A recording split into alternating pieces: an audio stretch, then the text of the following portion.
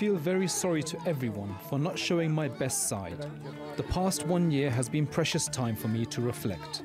I will take care of my behavior more meticulously and try to do my best.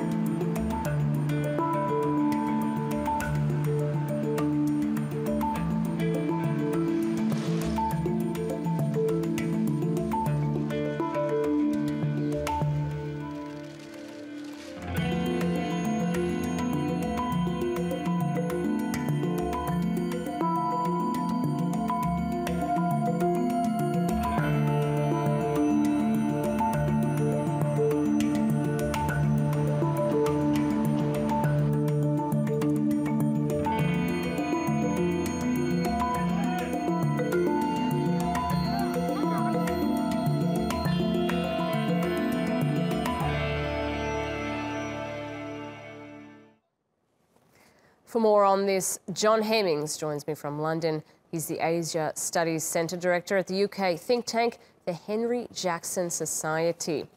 So we've heard that Republic of Samsung is trending now on South Korean Twitter. Does this give some kind of indication of what people think about this chummy relationship between politics and business there? Yes, I think so. I mean, you have to remember the chaebol represents something like 2/3 of manufacturing in the country. And Samsung itself, I believe, is responsible for 20% of South Korea's economy.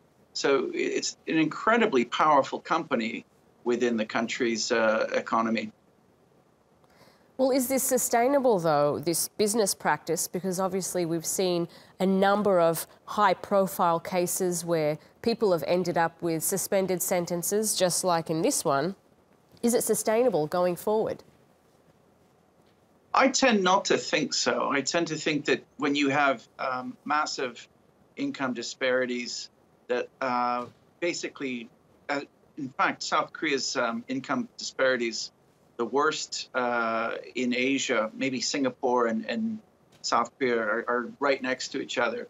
But in terms of the top 10% in South Korea, I think they control something like 45% of the economy. So my belief is that these types of economic disparities tend to shake societies and you get real pushback.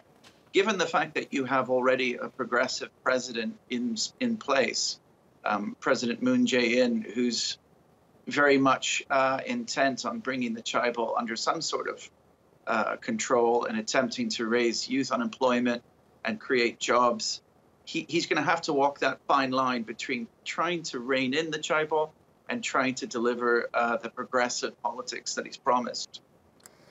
Well, what are the implications then for investors? Because this seems to be business as usual in South Korea, but when you have international investors, maybe they're not quite so comfortable with these sorts of business practices. I suspect, sadly, it will be business as usual for the investors, given the model of the way investor-based companies work. I mean, we saw that a little bit with Korean Airlines, with Heather Cho, the daughter who in 2014,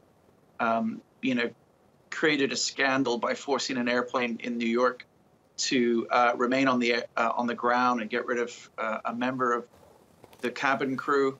That was a huge scandal, and I think Korean Airlines suffered 6% of sales in the following year. But because chaebols are family, of course she wasn't let go. She was kept on. She was stripped of some of her titles, but kept in place.